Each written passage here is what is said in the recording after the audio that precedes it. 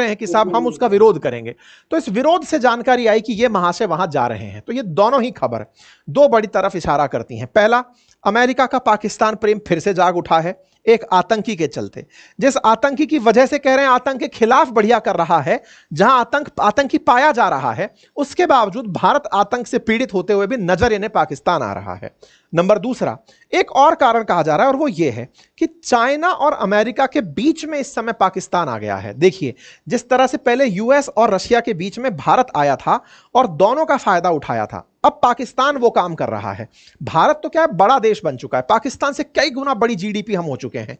तो अब हम किसी की भी आंख में चुभने लगते हैं कि यार इस बच्चे को गोदी में कैसे लें। भाई होता है ना, कई बार पहले कोई बच्चा सा है तो उसको तो कोई भी लेने के लिए जिद कर रहा होता है, इधर भी कोई खींच रहा है, इधर भी कोई खींच रहा है। भारत क्या, बच्चा नहीं, अब खुद अब्बा हो चुका है। ऐसे में इसको कोई गोदी में लेने से डर रहा है, कौन साथ ले। ये मतलब इसको तो हमारे क्या होता है ना, दूल्हे के आगे विधायक बना के बिठाते हैं, बोले तो खुद दूल्हा लग रहा है, अब इसका करें क्या। तो अब कोई ले नहीं पा रहा है। अब छोटा बच्चा बचा पाकिस्तान, इधर पाकिस्तान को खींचने लग रहा है चाइना और उधर से खींचने लग रहा है अमेरिका के, तुम हमारी गोदी में आके बैठो। अब ऐसे में मुनीर को चाइना को काउंटर करने के लिए भी बुलाया जा रहा है, ऐसी खबर दिखाई दे रही है। क्यों?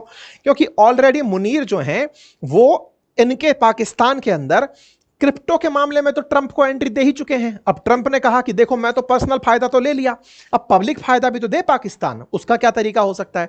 तो पाकिस्तान जितना तेजी से फाइटर जेट खरीदने निकला हुआ है चाइना के साथ, तो अमेरिका हो सकता है कुछ टिका दे इसको कि देखो तुम आए हो तो कुछ सामान लेके जाओ बच्चों के लिए, ऐसे क्या है तो कुछ पैकेट कर दें पैक। तो ऐसे करके इसको हो सकता है कि डिफेंस का कोई माल चाइना के काउंटर में पैक करके वहां से दे दिया जाए।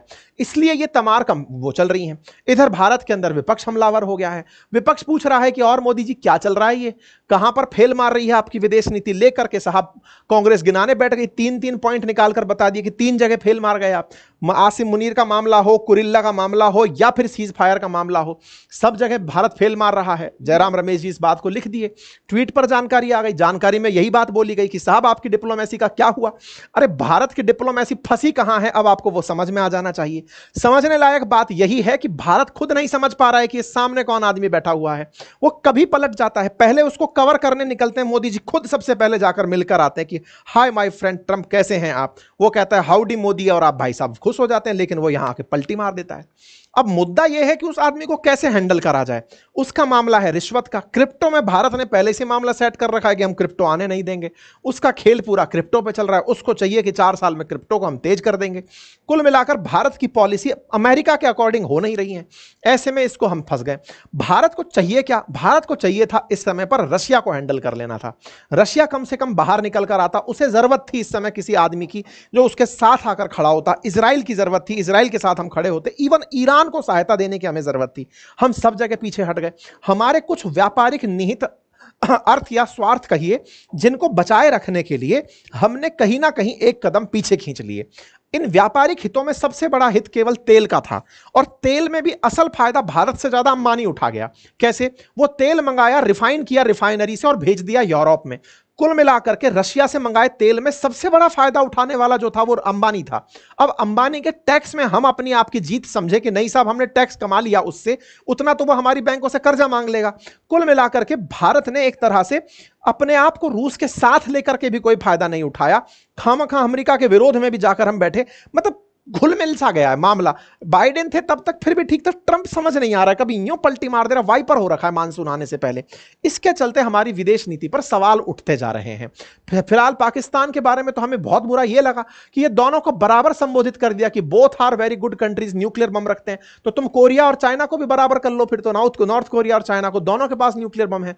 लेकिन हम जिस तरह से हम दोनों को ट्रीट किया गया, यह भारत के लिए एक बहुत बड़ी डिप्लोमेटिक हार है। यह नहीं होना चाहिए था, दोनों को बराबर स्तर पर ट्रीट नहीं होना चाहिए था। आतंकी हमला हम पर हुआ। पाकिस्तान के बारे में तुम ये कहते पाए जा रहे हो कि यह आतंक के खिलाफ बढ़िया संघर्ष कर रहा है, यह नहीं होना चाहिए था। हमने दुनिया को बताया कि इनके आतंकी जो यूएन के अंदर वांटेड हैं वो फ्यूनरल में दिखाई दे रहे हैं, सेना के जवान खड़े हैं, हम पब्लिक को बताते फिर रहे हैं, हम अपनी तरफ से सबको अवगत करा रहे हैं, हमारे फॉरेन डेलीगेशन सबको बता रहे हैं। उसके बाद भी अमेरिका को नजर आ रहा है कि पाकिस्तान आतंक के खिलाफ बढ़िया संघर्ष कर रहा है। हमारे इतने सारे फॉरेन डेलीगेशन दुनिया भर में जाकर बताकर आए, फिर भी पाकिस्तान आतंक के खिलाफ बढ़िया लड़ाई लड़ रहा है। यह भारत के लिए एक बड़ा सवाल है कि हम कहां पर फेल मारे। अब फेल मारने में एक बड़ा सवाल यह भी आता है, हमने शशि थरूर जी को अमेरिका भेजा था, लेकिन शशि थरूर जी किस कैपेसिटी में गए थे? भारत को रिप्रेजेंट करने की कैपेसिटी में। हमारे विदेश मंत्री कहां गए? बड़ा सवाल होना चाहिए, क्योंकि विदेश मंत्री को भी अमेरिका जाना चाहिए था, रशिया जाना चाहिए था। इस घटना के बाद में ये कहां गए? ये यूरोपियन कंट्रीज की यात्रा पर जाकर मीडिया के माध्यम से पूछ रहे हैं, बताइए अमेरिका कहां है? बोले अमेरिका में। तो इस तरीके से अमेरिका के खिलाफ जो सेंटिमेंट यूरोप में बैठकर हमने दिया, टेक्निकली हमें पर्सनल जाकर के वहां पर बातें बतानी चाहिए थी कि हमारे साथ यह घटित हुआ। क्योंकि जब डेलीगेशन भेज ही रहे हैं तो हमें विदेश मंत्री को भी उन देशों में भेजना चाहिए था, जैसे चाइना ने, पाकिस्तान ने चाइना में भेजा अपना फॉरेन डेलीगेशन कि सर देखिए बहुत बढ़िया किया। जो उसके मित्र राष्ट्र थे उनके पास अपना डेलीगेशन भेजा। यानी एक तरह से देखा जाए तो इस बार विदेश के मामले में पाकिस्तान का जो पक्ष है ना, वो बड़ा मजबूती से दुनिया के सामने निकल कर आया है। आज भारत के पास सारे तथ्य होते हुए भी पाकिस्तान को फीलिंग यह आ रही है कि उसने विजय प्राप्त की है। जिस तरह से अमेरिका उसको एक्सेप्टेंस दे रहा है, सवाल तो निश्चित बन रहा होगा कि हमारी विदेश नीति में कहां मामला गड़बड़ाया है। पाकिस्तान इस बात को स्वीकारने में भी अब नहीं डरता है कि हां थे हम कभी आतंकी, अब नहीं है तो बताइए क्या होगा।